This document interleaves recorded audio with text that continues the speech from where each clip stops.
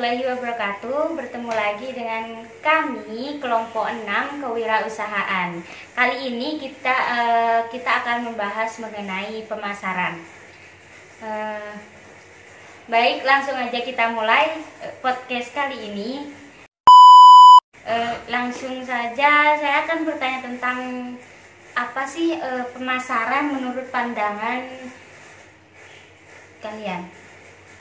Baik, di sini saya akan menjelaskan tentang pemasaran, yang dimana pemasaran adalah suatu kegiatan pokok yang perlu dilakukan oleh perusahaan, baik perusahaan barang atau jasa, yang dimana dalam upaya untuk mempertahankan kelangsungan hidup dari suatu perusahaan. Selanjutnya yang perlu kita ketahui adalah konsep pemasaran. Menurut pandangan Kak Silvi sendiri, apa sih konsep pemasaran itu? Biasanya konsep pemasaran itu faktor yang penting dalam melakukan atau suksesnya dalam suatu perusahaan. Nah, di sini ada 3 faktor sih dalam itu. Yang pertama itu saluran, bagaimana sih saluran perencanaannya dan kegiatan perusahaan itu harus berorientasi pada konsumen pasar. Lalu bagaimana sih volumenya, maksudnya itu volume penjualannya yang biasanya disebut sebagai menguntungkan lah, harus menjadi tujuan dari pemasarannya. Dan yang ketiga itu seluruh kegiatan pemasaran itu merupakan faktor-faktor dalam mencapai suksesnya dalam suatu perusahaan. Nah, selanjutnya menurut Kak Ismi sendiri, apa tujuan dilakukannya pemasaran dalam suatu perusahaan? Melayani konsumen dengan mendapatkan sejumlah laba, atau dapat diartikan sebagai perbandingan antara penghasilan dengan biaya yang layak. Pastinya tujuan dari pemasaran itu sendiri adalah memasarkan atau mengenalkan produk yang akan kita jualkan. Lalu cara yang dapat kita lakukan untuk memasarkan produk, yaitu salah satunya adalah dengan promosi. Nah, menurut kakak ini promosi itu seperti apa sih? Promosi dalam bahasanya itu kita memperlihatkan, kita menawarkan suatu produk kita kepada konsumen, pada pembeli, seperti itu. Promosi ini biasanya banyak bentuk-bentuknya. Promosi ini ya, yang pertama biasanya ada personal selling. Itu contohnya seperti komunikasi secara langsung gitu. Kayak sales. Sales atau deliver ya, COD bisa. Terus yang kedua itu promosi itu bisa dengan melakukan periklanan. Nah, periklanan ini banyak. Kita bisa periklanan melalui sosial media, atau kita bisa endorse seperti endorse, itu bisa di sosial media. Kita bisa melakukan promosi itu, periklanan lewat poster atau TV, radio, majalah-majalah gitu. Terus kita bisa juga periklanan promosi itu bisa menggunakan kalender loh. Jadi di dalam kalender itu kita berisikan seperti sponsornya, seperti perusahaannya kita, misi produknya kita, tentang bagaimana caranya supaya konsumen itu tertarik dengan produk usaha kita. Nah, selain itu publisitas ini biasanya usaha yang mendapatkan ruang editorial yang berbeda, atau iklan, seperti dipublish di akun sosmednya siapa gitu kan. Kita butuh iklan tuh, kita habis membayarnya dengan uang, seperti itu.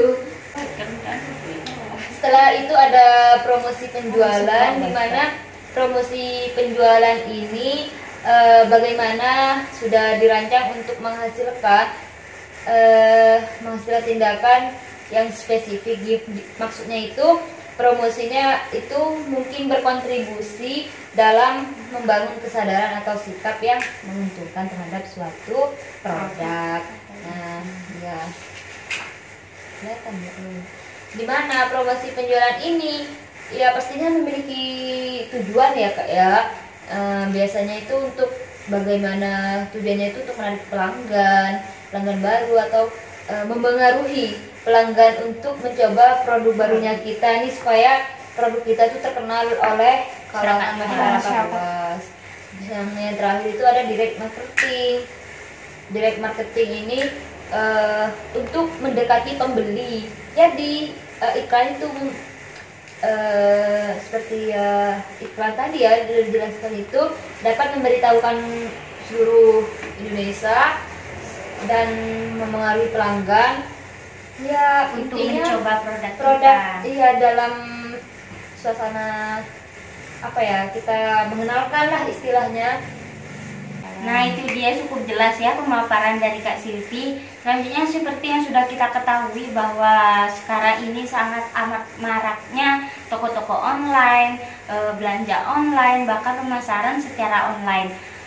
Menurut Kakak di sini seperti apa sih pandangan Kakak ini mengenai tren online marketing atau pemasaran secara online?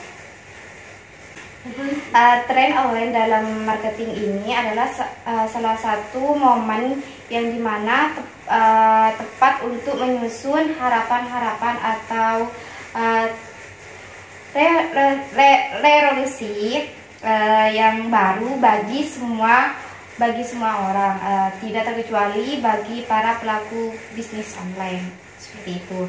Dengan macam-macam tren online marketing, ada seperti akses mobil semakin diminati, yang dimana perkembangan teknologi smartphone membawa pengaruh bagi pengguna berbagai akses konten secara mobile.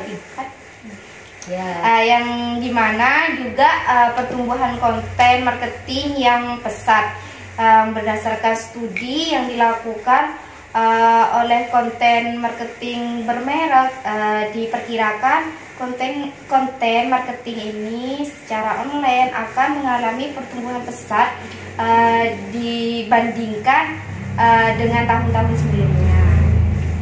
Dan juga media sosial jadi bagian penting dari suatu marketing. Apalagi zaman-zamannya sekarang itu semua media online kita berjualan, kita upload banyak media yang online, banyak yang Shopee, maksudnya live gitu kan. Kita memamerkan suatu produk, mempromosikan suatu produk kita dalam online itu biasanya lebih sering dikenal oleh kalangan masyarakat Indonesia. Soalnya kan kalau media sosial kan gampang ya, lebih selain mungkin aksesnya lebih gampang, harganya juga relatif lebih murah di media sosial atau di online daripada di store offline langsung sendiri. Nah, selain sosial media atau gadget, kan pastinya kita sudah tahu ya bahwa ada juga pemasaran media pemasaran berbasis teknologi informasi dan komunikasi. Nah, menurut kakak-kakak di sini bagaimana atau seperti apa sih media pemasaran berbasis teknologi informasi itu? Yang pertama itu bisa dengan membuat toko online secara blogger. Pastinya udah ada tutorial-tutorial yang ada di YouTube. Biasanya orang itu membuat vlogger. Tutorial itu ada di halaman YouTube ya. Yang kedua itu pas ada tutorial membuat toko online di Facebook. Karena sekarang di Facebook itu sudah bisa menyangkut jual beli loh. Di Facebook ini juga banyak mantau juga teman-teman dari wilayah lain itu bisa penjualannya itu secara bisa online bisa offline. Tapi jika secara online itu pastinya kita pembayarannya itu secara manual atau kita bisa COD gitu, dan intinya tidak seini di Shopee gitu ya. Sekarang ada juga TikTok Shop, tapi TikTok Shop sekarang dihapus. Iya. Ya, setelah tadi sudah mengetahui kita melalui media sosial gitu, membuat tutorial cara membuat akunnya. Setelah itu kita bagaimana strateginya dalam pemasaran melalui media sosial itu. Nah, biasanya menentukan target dan jenis media yang akan digunakan. Contohnya seperti kita melalui Shopee, kita bikin akun, kita punya target, bisa kita promosikan menggunakan live gitu. Terus bisa kita lakukan the power of creative content, kita bikin konten-konten menarik supaya kita dapat menarik pelanggan yang banyak. Seperti itu gak sih biasanya kalau di media sosial gitu Kak? Nah, biasanya menjalin komunikasi secara efektif, secara personal, kita harus sopan juga supaya kita tidak disegani oleh konsumen kita gitu. Harus jujur juga, jika kita membeli A, datanya juga A, jangan kita beli A, datanya B gitu kan. Sekarang juga banyak seperti itu. Kasus penipuan. Ya, kasus penipuan.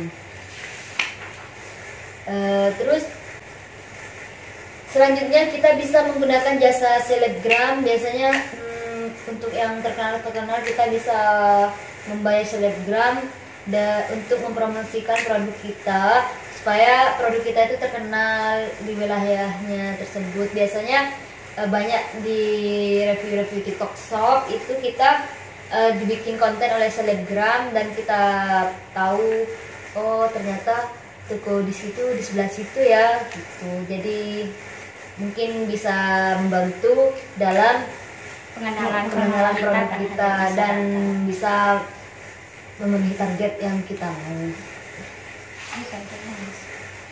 Nah, itu dia merupakan pemaparan Kak Silvi dan Kak Istin mengenai pemasaran. Semoga bermanfaat bagi kita semua. Kurang lebihnya mohon maaf. Wassalamualaikum warahmatullahi wabarakatuh. Waalaikumsalam warahmatullahi wabarakatuh. Dadah.